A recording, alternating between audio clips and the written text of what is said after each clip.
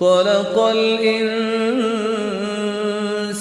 علمه البيان.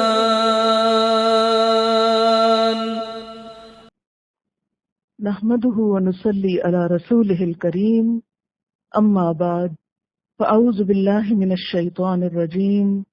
بسم الله الرحمن الرحيم. رب اشرح لي صدري ويسر لي أمري واحلل عقدة من لساني يفقهوا قولي. ترجمہ: والوالدات، اور مائیں، یرضعن، دودھ پلائیں، اولادہن، اپنی اولاد کو، حولین، 2 سال، کاملین، مکمل، لمن، واسطے اس کے جو، ارادہ، ارادہ کرے، ان کہ، یتمہ، وہ پورا کرے گا، الرضاعۃ، رضاعت کو، دودھ کی مدت کو، وعلی المولود لہ، اور اوپر بچہ ہے جس کا، مولود بچہ، لہو واسطے اس کے یعنی جس کا، مراد ہے باپ، اور باپ کے ذمہ ہے، رزقہن، ان عورتوں کا کھانا، وکسوتہن، اور ان کا کپڑا، لباس، بالمعروف، بھلے طریقے سے، لا، نہیں، تکلف، تکلیف دی جاتی، نفس، کسی نفس کو، الا، مگر، وسعہا، اس کی وسعت کے مطابق، لا، نہیں، تضار،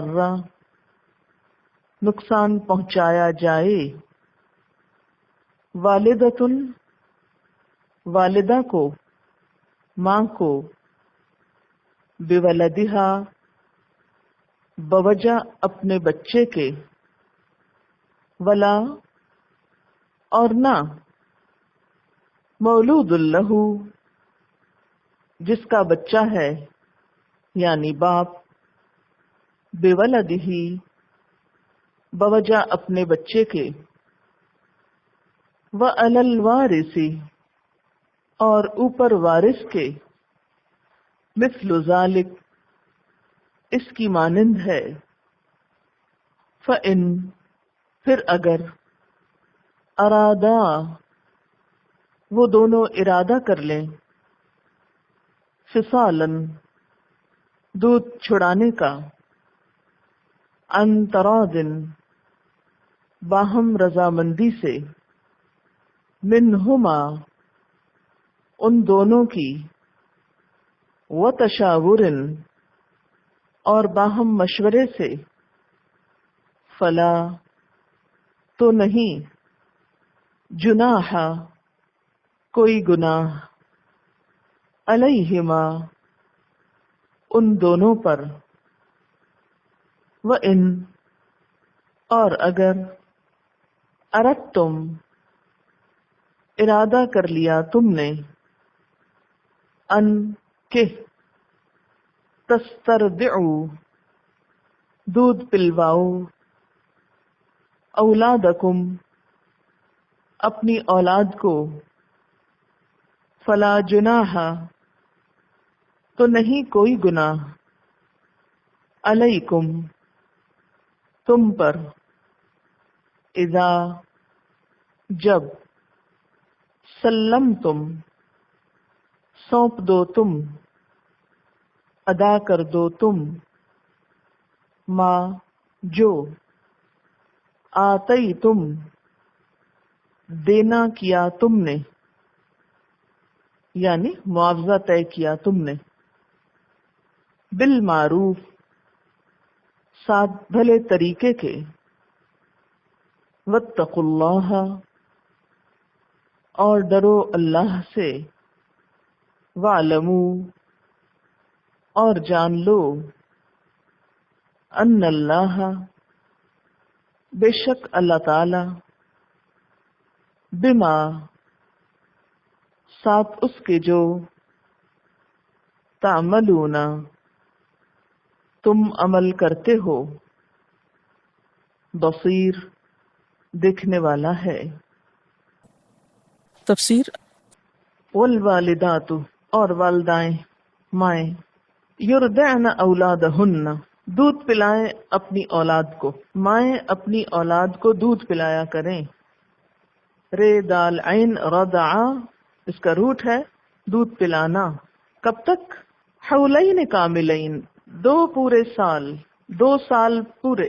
حول ہے واولام، حول حالہ یحول، حول کا مطلب ہوتا ہے گردش کرنا، تو سال کو بھی سال اس لیے کہتے ہیں نا کہ جہاں سے شروع ہوتا ہے وہیں پر گردش کر کے آ جاتا ہے، اور کاملین کامل سے ہے، تو حولین کی صفت کاملین ہے۔ لمن ارادہ جو کوئی ارادہ کرے، جو کوئی چاہے، کیا چاہے؟ ان یتم الرضاعہ کہ مدت رضاعت پوری کرے۔ مدت رضاعت 2 سال ہے، جو پوری مدت رضاعت تک دودھ پلانا چاہتا ہے وہ 2 سال تک پلائے۔ وَعَلَى الْمَوْلُودِ لَهُ رِزْقُهُنَّ وَكِسْوَتُهُنَّ باپ پر بچے کی ماں کا کھانا کپڑا ہے، اس کو بولتے ہیں نا نان نفقہ۔ عام حالات میں تو کیا ہے کہ خواہ بچہ پیدا ہوا ہو یا نہ ہوا ہو، شوہر کی ذمہ داری ہے بیوی کو نان نفقہ دے، لیکن اگر طلاق بھی ہو جائے تو اس کے بعد اگر عورت بچے کو دودھ پلاتی ہے تو بھی اس عورت کا کھانا کپڑا کون دے گا؟ بچے کا باپ دے گا۔ اس سے آپ دیکھیں کہ عورت کے حقوق کو کس طرح پروٹیکٹ کیا گیا ہے، اور کیسے دے گا؟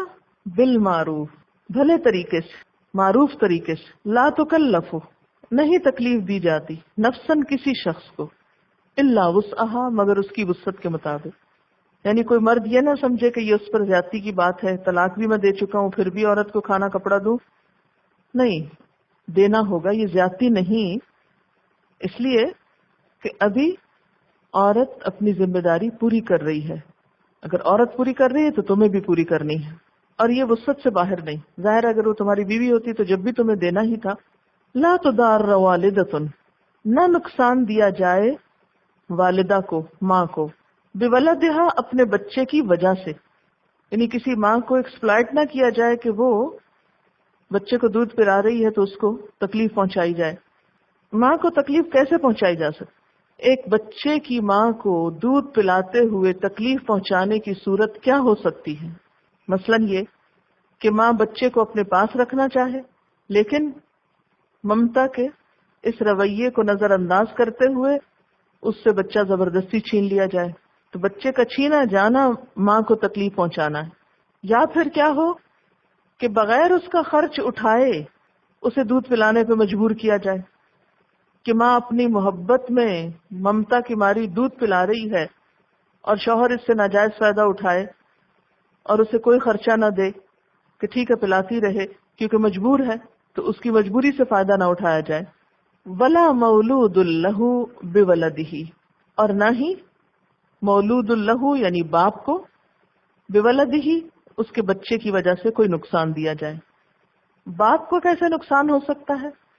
مثلاً یہ کہ ماں دودھ پلانے سے انکار کر دے صرف اس لیے کہ اچھا نہ ذرا پریشان ہو، یہ روئے دھوئے گا بچہ تو اس کو سمجھ میں آئے گی، یا یہ کہ ضرورت سے زائد خرچ مانگے، یا ماں بچے کو نقصان دے کر باپ کو تنگ کرے، مثلاً اس کی کیئر نہ کرے۔ عام طور پر تو ماں ایسی نہیں ہوتی، لیکن بسا اوقات غصے میں آ کر اور شوہر پہ غصے کی وجہ سے ماں بچوں کو ہی مارتی پیٹتی ہے یا ان کو نقصان دیتی، اپنا غصہ ان پہ نکالتی، تو ایسا بھی نہ ہو۔ اور اسی طرح عورت کہیں اور نکاح بھی کر لے پھر بھی سابقہ شوہر سے اجرت مانگے، تو ایسا کرنا ممنوع ہے۔ وَعَلَى الْوَارِثِ اور اوپر وارث کے، کس کے وارث کے؟ بچے کے وارث کے، مثل ذالک اسی کی طرح۔ یہ کس صورت میں وارث ہوگا؟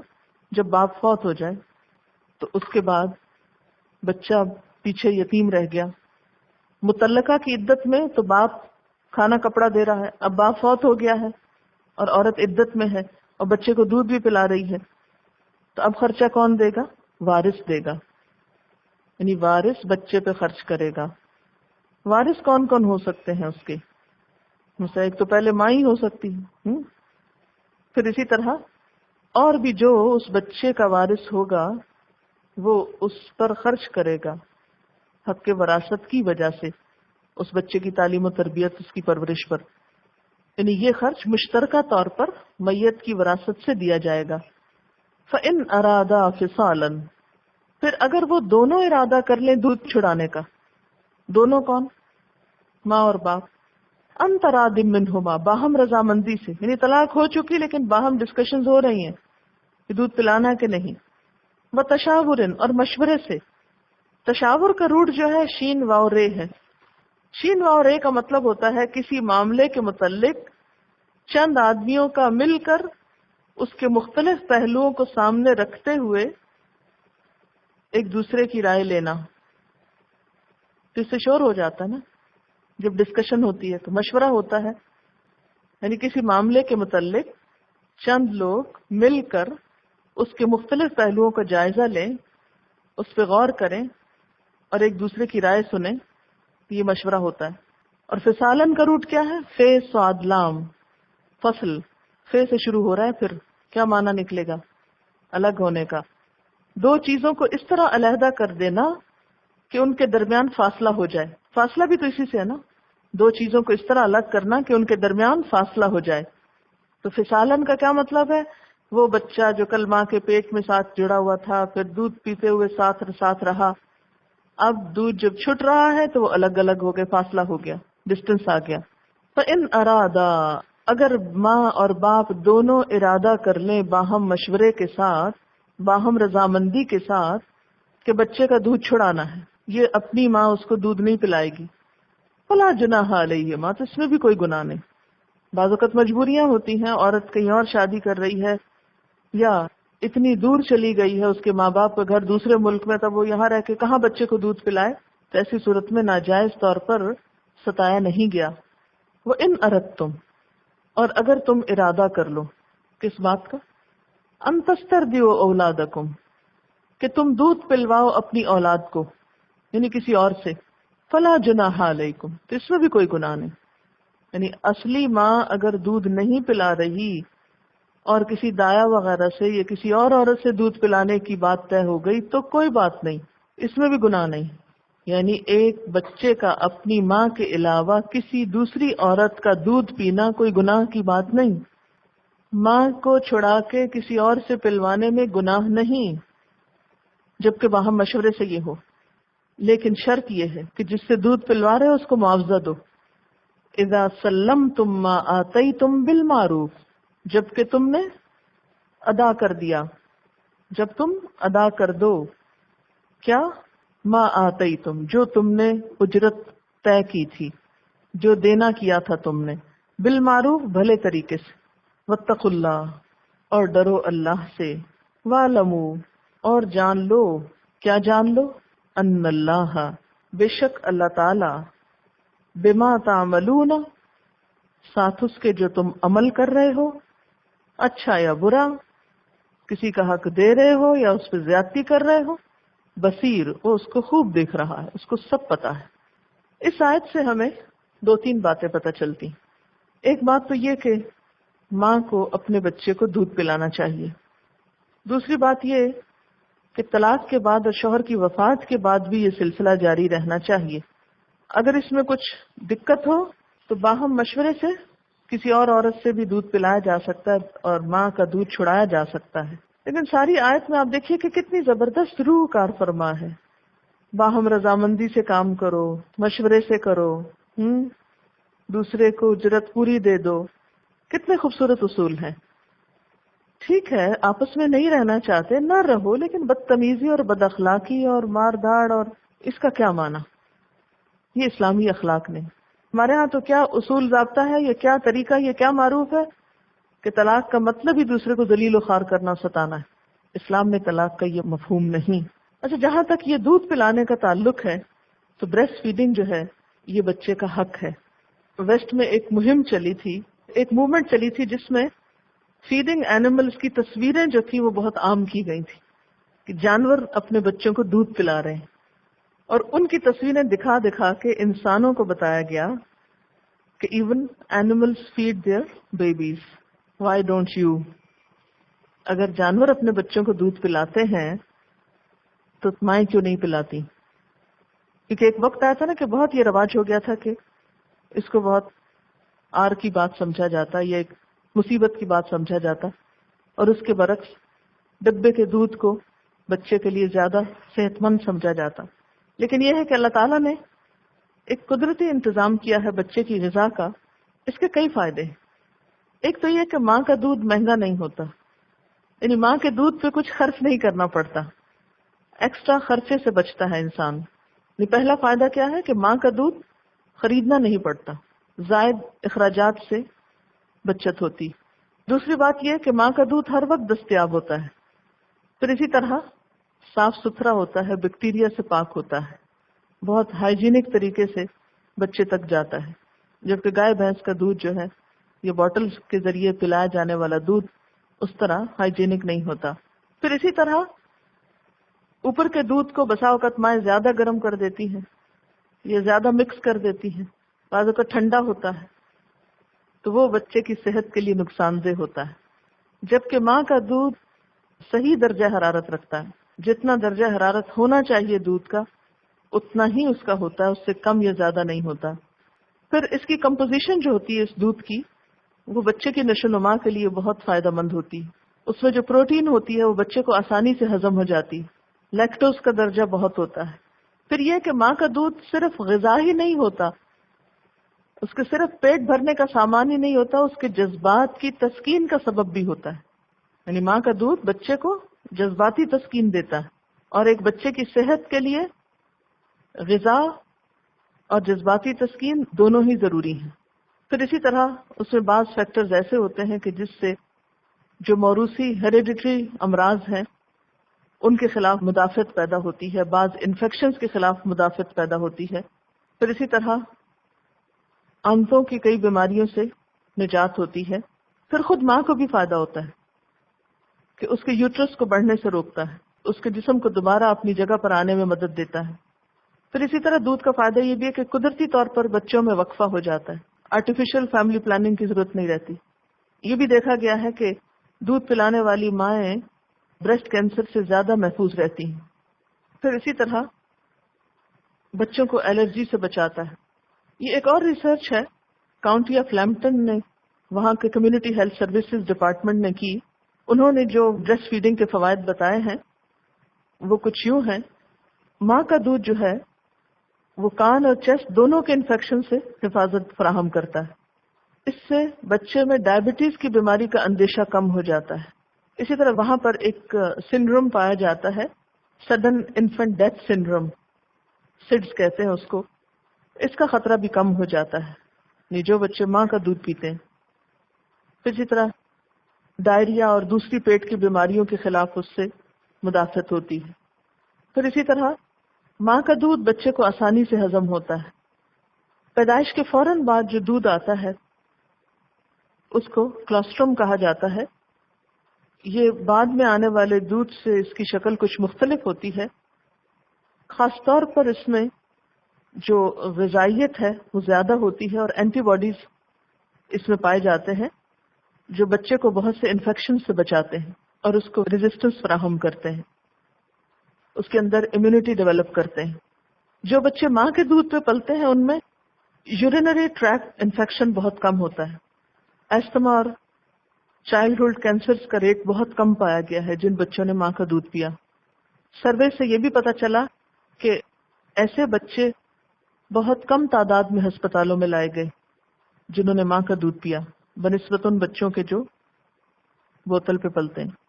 اسی طرح یہ بھی تجربے سے پتا چلا کہ ان کے برین کی ڈیولپمنٹ بہتر ہوئی، کیونکہ بچے جب ماں کا دودھ سک کرتا ہے تو اس کو ایک خاص قسم کی ایکسرسائز کرنی پڑتی. لیکن بوتل کا دودھ کیا ہوتا ہے، ایسے ہی چلتا چلا جاتا ہے، تو اس سے ایکسرسائز ہو رہی ہوتی ہے اس کے پورے اوپر والے حصے کی. اس سے برین کی ڈیولپمنٹ پہ اثر پڑا، یعنی ان کے گال، زبان اور گلے کے مسلز بہت اچھی طرح ڈیولپ ہوئے. جنہوں نے ماں کا دودھ پیا.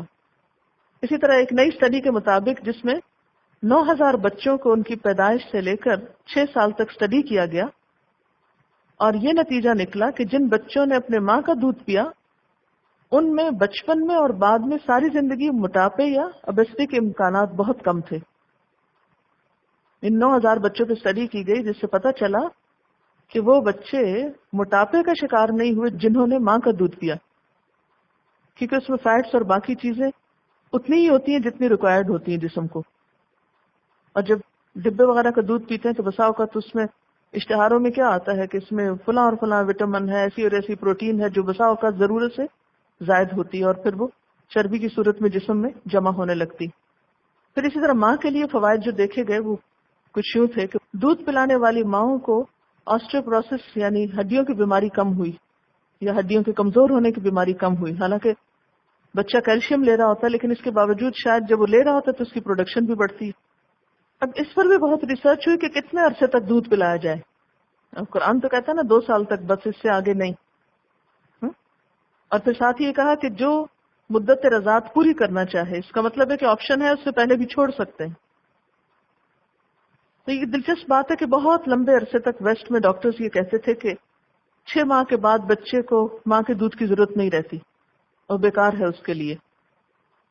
لیکن چند سال پہلے یہ تھیوری بالکل بدل گئی، اور امریکن اکیڈمی آف پیڈیاٹرکس نے یہ بات کہی کہ سب ماؤں تک یہ بات پہنچا دی جانی چاہیے کہ اپنے بچوں کو ان کی زندگی کے پہلے سال یعنی کم از کم 12 مہینے خود دودھ پلائیں. یعنی 1 سال کی بات کی گئی، اور اگر اس کے بعد بھی مزید پلا سکیں تو ضرور پلائیں. اور انہوں نے اپنا جو پہلا سجیشن تھا 6 مہینے والا اس کو خود ہی کینسل کر دیا. پھر اسی طرح ورلڈ ہیلتھ آرگنائزیشن جو ہے WHO اور یونیسیف نے جو انٹرنیشنل کانفرنسز کو اسپانسر کیا ان میں یہ بات سامنے آئی کہ ماؤں کو یہ سجیشن دی جائے کہ 2 سال تک دودھ پلائیں. یعنی انہوں نے یہ ریکمینڈ کیا. اور غذائیت کے اعتبار سے بھی یہ بات ثابت ہو چکی ہے کہ بچے کی زندگی کے دوسرے سال میں بھی ماں کا دودھ بچے کے لیے وٹامنز اور کیلشیم اور پروٹین کو حاصل کرنے کا سب سے بہترین ذریعہ ہے. ایک ہوتا ہے نا ایکسٹرا کیلشیم اور ایکسٹرا وہ وٹامنز پلائے جا رہے ہوتے ہیں، تو اس سے بہتر ہے اگر ماں کا دودھ پلایا جائے. اور پھر یہ بھی بات پتہ چلی کہ جو بچہ بڑا ہوتا ہے اسی طرح دودھ میں کنسنٹریشن زیادہ ہو جاتی ہے، اور اس میں جو امیونٹیز کی کنسنٹریشن ہے وہ بھی بڑھ جاتی. بہرحال یہ سب باتیں تو بعد کی ہیں. قرآن نے 1400 سال پہلے ہی کہہ دیا کہ والوالدات یرضعن اولادہن حولین کاملین. یہ بھی ثابت ہوا ہے کہ بریسٹ فیڈ بیبیز جو ہوتے ہیں ان کا IQ لیول جو ہے وہ عام بچوں کے مقابلے میں زیادہ ہوتا ہے، کیونکہ وہ بہت سیکیور فیل کرتے ہیں، پروٹیکٹڈ ہوتے ہیں، ماں کی محبت ان کو زیادہ ملی ہوتی، کانفیڈنس بہت ہوتا ہے، خود اعتماد ہوتے ہیں، بہادر ہوتے ہیں. یہ بتا رہی ہیں کہ جاپان میں ایک تجربہ یہ سامنے آیا کہ کچھ بچوں کو جب ویکسینیشن کے لیے لایا گیا تو جو بچے بریسٹ فیڈ تھے وہ اس موقع پر نہیں روئے، اور بنسبت ان بچوں کے کہ جن کو یہ نعمت نہیں ملی ان کے اندر اتنی ریزسٹنس نہیں تھی. یہ بات تجربے سے پتہ چلتی ہے کہ جو مائیں بچوں کو دودھ پلاتی ہیں ان ماؤں کے ساتھ بچوں کی اور بچوں کی ماؤں کے ساتھ اٹیچمنٹ کہیں زیادہ ہوتی ہے بنسبت ان کے جو دودھ نہیں پلاتی. ظاہر ہے کہ اگر ماں نے اپنا حق نہیں دیا تو بچہ کیا دے گا. 2 سال پہ روکنا بہت ضروری ہے، ورنہ یہ بتا رہی ہیں کہ ایک بچے کو 3 سال تک دودھ پلایا گیا اور بالآخر اس کو سائیکیٹرسٹ کے پاس لے جانا پڑا کیونکہ وہ چھوڑ ہی نہیں رہا تھا. یہ 2 سال تک تو وہ بولا بالا ہوتا ہے پھر بھی مان جاتا ہے، جو بڑا ہوتا ہے اتنا ہی اس کے لیے چھوڑنا مشکل ہے. عربی میں ایک شعر ہے جس کا مطلب یہ ہے کہ انسان کا نفس دودھ پیتے بچے کی طرح ہے کہ اگر اس کو چھڑا دو تو چھوڑ دیتا ہے، اور اگر اسے وہ چیز نہ چھڑاؤ تو وہ کبھی نہیں چھوڑے گا. یعنی گناہ کی محبت یا گناہ کا شوق ایسے ہی ہے جیسے بچے کو دودھ سے محبت ہوتی.